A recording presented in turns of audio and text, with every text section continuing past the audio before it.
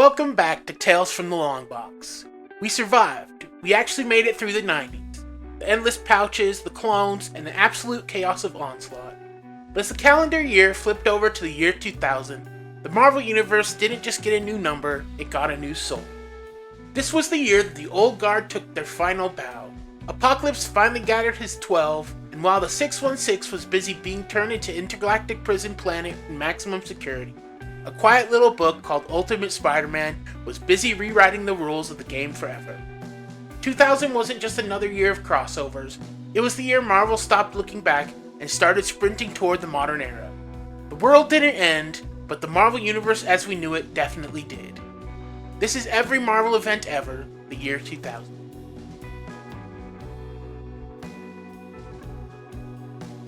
For the X-Men, the year didn't start with a bang. It started with a kidnapping. The 12 wasn't just a list, it was a hit list. For over a decade, Marvel had teased the prophecy of 12 mutants who would decide the fate of existence. In late 99, Apocalypse stopped waiting for the prophecy to happen and decided to write it himself. He sent his new horsemen, famine, pestilence, war, and death, to systematically dismantle the X-Men. And the first big story moment that shocked everyone, Wolverine was the new death. Apocalypse hadn't just defeated Logan, he'd broken him, replaced his lost adamantium, and turned the X-Men's fiercest warrior against his own family. The X-Men here aren't just fighting a god, they're fighting a brainwashed Logan who knows exactly how to kill every single one of them. As the Horsemen began snatching up mutants off the street, the true horror of the roster became clear. This wasn't just a random group of heroes, it was kind of a living circuit. Apocalypse needed 12 specific power sources to jumpstart his dying celestial army. He went after the elementals, Storm, Iceman, and Magneto, the power of the weather, the cold, and the pole. He needed the time-based mutant, Cable, Bishop, and Mikhail Rasputin, mutants who could help him anchor across history, and the spaceborne Sunfire, and finally, the Psychic Core, Professor X, Jean Grey, and Nate Grey to house his consciousness. The living monolith was dragged into this, acting as the literal battery for the entire machine. The story beats here are desperate. We see the X-Men frantically trying to protect these individuals, only to watch them get picked off one by one. The final act takes us to the pyramids of Egypt. Apocalypse doesn't just put them into a machine, he straps them into the living monolith. The monolith, a mutant who grows to the size of a skyscraper by absorbing cosmic energy, is being used as a conduit for the 12. The X-Men arrive for the final stand, but they are too late. The circuit is active. We see Magneto, Storm, and Iceman suspended in energy fields, their life forces being siphoned out of them. Magneto, the man who once shook the world, is reduced to a flickering candle. It's a heartbreaking sight for a character who had become one of the strongest in the last few decades. Then comes the climax, the moment the 12-year prophecy hits the wall. Apocalypse's physical body is literally cracking open. Glowing celestial energy is leaking out of his skin. He turns his gaze toward Nate Grey, the X-Man from Age of Apocalypse. Nate is the perfect vessel. Limitless power, a young body, the ultimate upgrade. Apocalypse begins the soul transfer. The air is tearing apart, reality is glitching. The X-Men are pinned down by the sheer pressure of the god energy. And then the moment that defined the entire crossover. Cyclops breaks free. Scott Summers knows he can't outpower Apocalypse. He knows he can't break the machine from the outside. So, in a split-second decision that changed X-Men history for the next decade, he dives into the energy stream. He tackles Nate Grey out of the way, and for one horrific second, the two souls, the noble, rigid Scott Summers and the ancient, genocidal En Sabah are slammed together in one body. The explosion that follows levels the temple. When the smoke clears, Apocalypse is gone, but so is Scott. The X-Men are picking themselves up out of the rubble, calling for their leader. In the sand, Jean Grey screams, reaching out with her mind, but she finds nothing. Silence. The man she loved isn't dead, but he's occupied by one of the greatest evils the team has ever known. Looking back, this event is both effective and messy. It's effective because it finally cleared the dead. It ended a 12-year dangling plot thread that got rid of the 90s Boy Scout version of Cyclops. But it was also messy because frankly, the fans at the time hated the execution, and I can kinda see why. Reviews were harsh, people called it incomprehensible, and a failed promise. After a decade of build-up, it felt kind of like editorial was just checking a box to get to the next era. But in a really strange way, that failure was kinda necessary. It proved that the old X-Men formula wasn't working anymore. The 90s died in the sand with that visor, and the path was finally clear for the Psychopocalypse hybrid to lead us into the reality warp and chaos of the Ages of Apocalypse.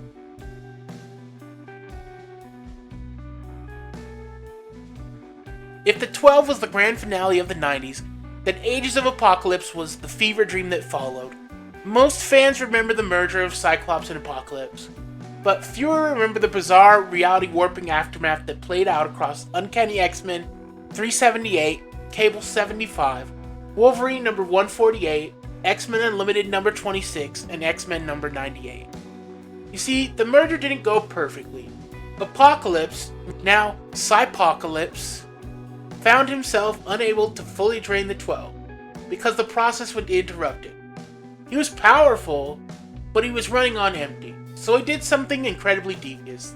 He trapped the X-Men in a series of warped alternate realities, designed to trick them into using their powers.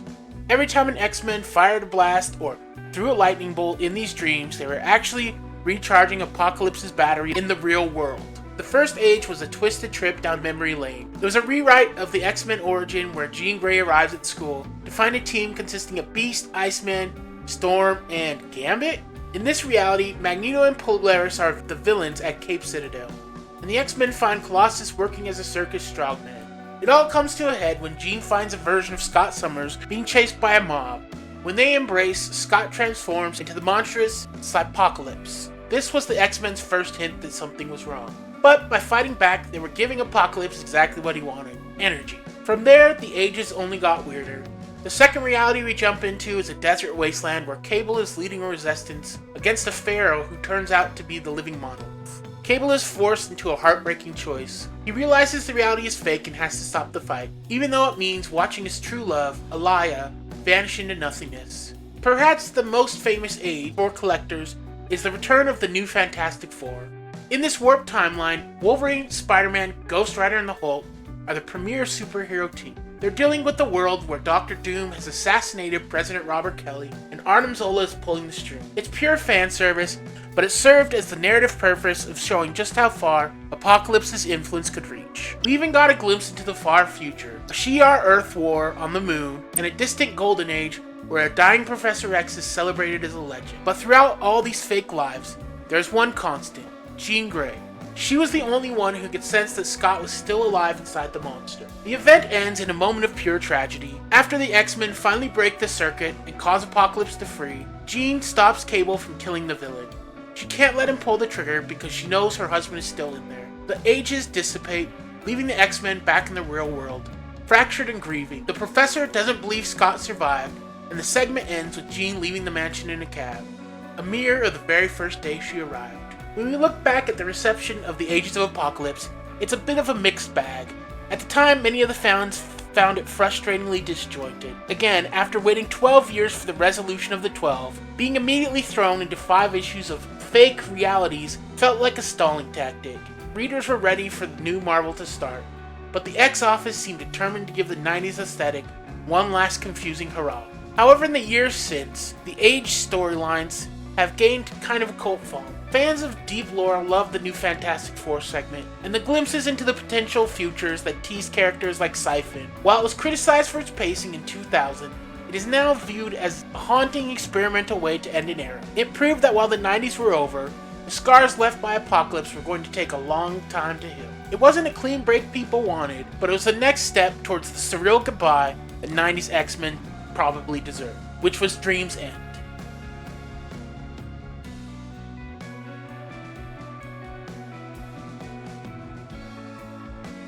The reality warping fever dream of the Ages of Apocalypse had finally broken, but the X-Men didn't wake up to a world that made sense. They woke up to a house of ghosts. With Cyclops missing and the team still reeling from the mental scarring of Apocalypse's living circuit, the X-Men were at their most vulnerable, and it was exactly then that the political landscape of the Marvel Universe shifted into a nightmare. It all centers on Senator Robert Kelly. For years, this man was the face of mutant paranoia, but after being saved by the X-Men more times than he can count, the cracks in his hatred were finally starting to show. He's standing at the Lincoln Memorial, ready to give the speech of his life, but while he's looking for words of peace, Mystique is looking for blood. Mystique had spent years as a nuanced anti-hero, but in Dream's End she snaps. She's found the Diaries of Destiny, prophecies that show the future where mutants are wiped out, and she decides to strike first. She isn't just trying to kill a senator, she's trying to burn the whole world down to save her kind. The nightmare starts on Muir Isle. Wolverine, Rogue, and Bishop arrive at the world premiere mutant research lab, only for the entire island to erupt in a massive explosion. In the chaos of the smoke and wreckage, we see a side of Mystique we've never seen. She finds Wolfsbane and uses a prototype of forged neutralizer to literally strip away her powers, removing them in a cold-blooded violation. When Rogue tries to step in, appealing to the woman who raised her, Mystique doesn't offer her a hug. She stabs her own daughter in the gut and leaves her to bleed out in the dirt. While the island is burning, the scene shifts to Boston, where the Brotherhood is closing in on Kelly. And this is where we get one of those powerful moments of the year. Pyro, a man who had been a villain since the early 80s, is dying. He's hacking up blood, his body ravaged by the legacy virus. But when the assassin post is about to execute Senator Kelly, Pyro finds one last spark. He unleashes a firestorm to save the man he was supposed to hate. He dies right there on the convention center floor, begging Kelly to be the hero mutants actually need. In that one moment, the senator realizes the mutant threat just gave his life to save him. But Marvel doesn't do happy endings in 2000. On the X-Jet, the professor is desperately trying to telepathically download the cure for the legacy virus from a dying Moira McTaggart. It's a haunting sequence. Xavier's refusing to let go of her mind, trying to pull her back from that afterlife. And it takes Jean Grey and Cable to force him to say goodbye. Moira dies, the professor is shattered, and the senator who was going to change the world is shot dead by a human fanatic just minutes later. The final gut punch is in the sacrifice of Colossus. To understand why this hits so hard, you have to remember that the legacy virus had been a looming cloud of the X-Men books since 1993. For 7 real-world years, fans watched mutants die from this plague. Beast finally has the cure, but it needs a living catalyst. Peter Rasputin, haunted by the memory of his sister, Ileana, who was one of the virus's first victims, does not wait for a volunteer. He walks into the lab, injects himself, and shifts into his armored steel form for the last time. As the cure releases into the atmosphere, the steel giant collapses to the floor. The plague was over, but the cost was the heart and soul of the team. The 90s didn't end with a victory, they ended with a funeral for the man who was too good for the world he lived in. When we look back at the fan reception of Dream's End, shock is the only word that really fits. In the modern era of comics, we're used to characters dying and coming back 6 months late. But in 2000s, the death of Colossus felt permanent, and he was gone for a long time. Peter Rasputin was one of the hearts of the team, and seeing him sacrifice himself to end a 7-year-long plague felt like the definitive end of an era. For many fans, this was the moment the 90s X-Men truly died. The death of Moira McTaggart was equally controversial. She had been the X-Men's anchor to the human world since 1975. Critics at the time praised the emotional weight of her astral goodbye to Xavier, but the real legacy of Dream's End is the what if of Robert Senator Kelly. Fans still talk about the tragedy of his assassination today. He was one of the few villains in comic history to actually change his mind through organic growth, and having him killed by a human fanatic, not a mutant, was a gut punch that resonated with the audience. It proved that the X-Men's greatest enemy wasn't just Magneto or Apocalypse, it was the cycle of hatred itself.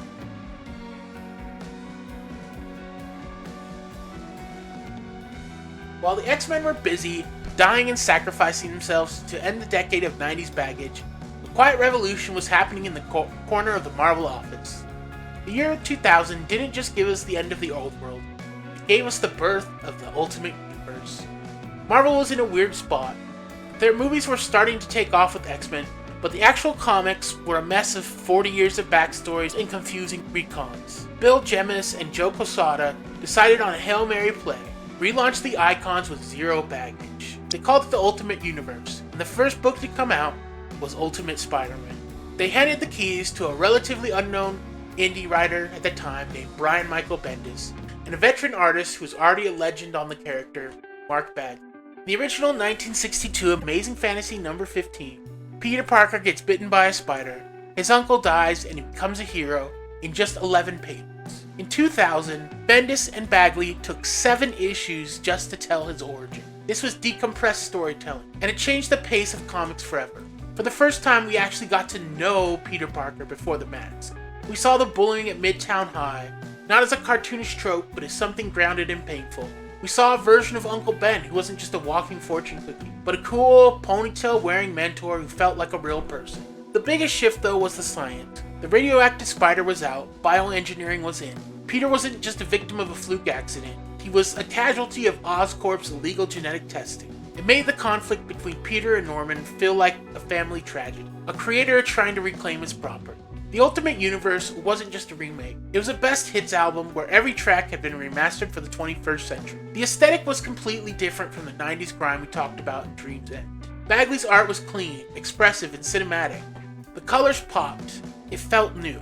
But it wasn't just the art, it was the character dynamics. Mary Jane wasn't the party girl next door, she was the brilliant, shy Girl Friday who Peter actually talked to. Aunt May wasn't a frail woman on the verge of a heart attack, she was a sharp, independent woman who was the anchor of Peter's world.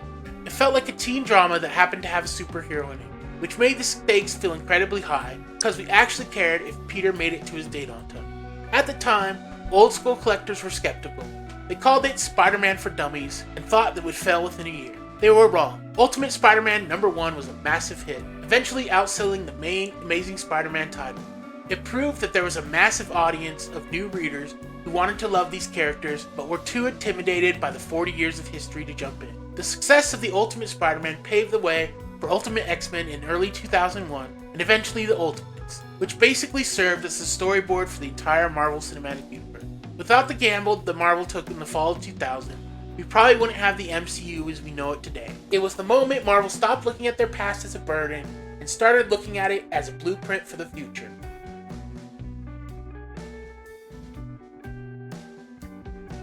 By the end of 2000, Marvel was ready to go big. But interestingly, the massive crossover, Maximum Security, wasn't born out of grand artistic vision. It was born out of self-defense. Writer Kurt Busiek was told that a crossover was happening whether he liked it or not, and he could either lead it or be forced to follow someone else's lead. His first pitch? A wild concept called Y2K, where the clock hitting midnight on New Year's Eve 1999 would reset reality to the year 1900, turning every Marvel hero into a turn-of-the-century version of themselves. But because of scheduling delays, the book couldn't come out until mid-2000, and the Y2K hype had already fizzled. So Busiek pivoted to a concept inspired by Australian history, the idea of the British using a distant land as a penal colony. He asked a simple question: what if the rest of the galaxy viewed Earth as the perfect place to dump their trash? The story kicks off with the Intergalactic Council, everyone from the Shi'ar to the Skrulls, finally losing their patience with humanity. Between Professor X interfering in Skrull politics and the Avengers constantly meddling in cosmic affairs, the Council votes to turn our solar system into a maximum security prison. They surround Earth with an impenetrable force field and start dropping off thousands of the galaxy's most dangerous criminals right into our streets. One day it's normal Tuesday, the next alien convicts are falling out of the sky into Times Square. To add insult to injury, they appoint Ronan the Accuser as the warden, watching over us from an orbiting citadel like a cosmic hall monitor with a giant hammer. But the real ticking clock of the story involves Ego the Living Planet. In a bizarre and terrifying twist, Ego is miniaturized and condemned to Earth. But he doesn't stay small, he begins to expand, literally growing into the Earth's crust, attempting to assimilate the entire planet into himself. We see the Fantastic Four and Silver Surfer desperately trying to stop a sentient planet from eating our planet from the inside out. While the heavy hitters are dealing with Ego, the ground level heroes are led by an unlikely choice: US Agent. Busiek intentionally picked John Walker to lead the charge because he wanted a Tommy Lee Jones in The Fugitive vibe. A tough, no-nonsense Fed who didn't care about alien sob stories. Watching US Agent bully intergalactic criminals into joining a makeshift army to take back the planet is pretty fun. As the Avengers Infinity Squad, a weird temporary team featuring Jack of Hearts, Quasar, and Moondragon, investigates, they discover the whole prison idea was a setup. A new hyper-evolved race called the Rule had been pulling the strings. In a massive reveal, it turns out the Rule are actually the Kree, evolved by the Stream Intelligence using the Destiny Crystal. They manipulated the Council into punishing Earth just so they could use Ego's power as a weapon to rebuild their empire. The climax is a massive cross-title brawl. Gambit manages to secure vital intel that allows Quasar to do the impossible. He uses quantum bands to literally absorb the entire essence of Ego the Living Planet into himself. With the Kree plot exposed and Ronan defeated, Council is forced to admit they were played. They pack up their convicts and leave, but the damage is done. Kazar has to leave Earth because he's essentially carrying a sentient planet in his jewelry, and the Marvel Universe is left knowing that the rest of the stars are watching us with a very wary eye. At the time, maximum security was a massive undertaking, tying into everything from The Amazing Spider-Man to Black Panther. It's also remembered as one of the last old-school crossovers. It was dense, cosmic, and relied heavily on knowing your scrolls from your Shi'ar. While it didn't have the lasting cultural impact of the Ultimate line that was happening at the same time, it served as a perfect capstone for the year 2000. It proved Earth wasn't just a backwater planet, it was a center for a cosmic storm. It cleared the decks for a new century of storytelling, leaving the heroes of 616 ready for the radical changes that 2001 would bring.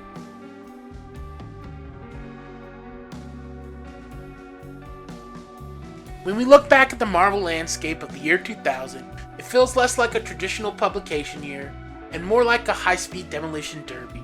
For a decade, the 90s had been defined by the big secret, mysterious prophecies like the 12, dangling plot threads like the legacy virus, and status quo villains like a mustache-twirling Senator Kelly. But by December 31st, 2000, all of that was gone. Think about the wreckage we just walked through. We saw Cyclops the Boy Scout, anchor of the X-Men, swallowed whole by Apocalypse. We saw Colossus, one of the hearts of the team, reduced to a steel statue on the lab floor just to stop a plague that had haunted the books for 7 years. We even saw the entire planet Earth treated like a galactic dumpster in maximum security, proving that the 616 continuity had become so dense and complicated that the rest of the universe literally wanted to lock us away and forget we existed. But in that wreckage, something vital happened. By killing off the safe version of the X-Men and ending a decade-long mystery that no longer had satisfying answers, Marvel cleared the air. They proved that they weren't afraid to let their icons fail, suffer, and actually change. While the main universe was busy with its final sunsets in Dream's End, the Ultimate Universe was quietly proving that these characters were timeless enough to be reborn for a new century. It was a 1-2 punch that shouldn't have worked. You had the old-school, cosmic-heavy, continuity-drenched epic of Maximum Security, running side by side with the lean, cinematic and grounded Ultimate Spider-Man. The year 2000 was the bridge. It was the moment Marvel stopped being a 90s relic and started becoming the powerhouse. It was messy, it was sometimes incomprehensible, and it was deeply tragic at times. But it was necessary. The 90s didn't go out with a celebration, they went out with a sacrifice. And as the clock ticked over into 2001, the X-Men were leaderless, the Avengers were wary, and Peter Parker was just a kid in Queens again, starting over for the very first time.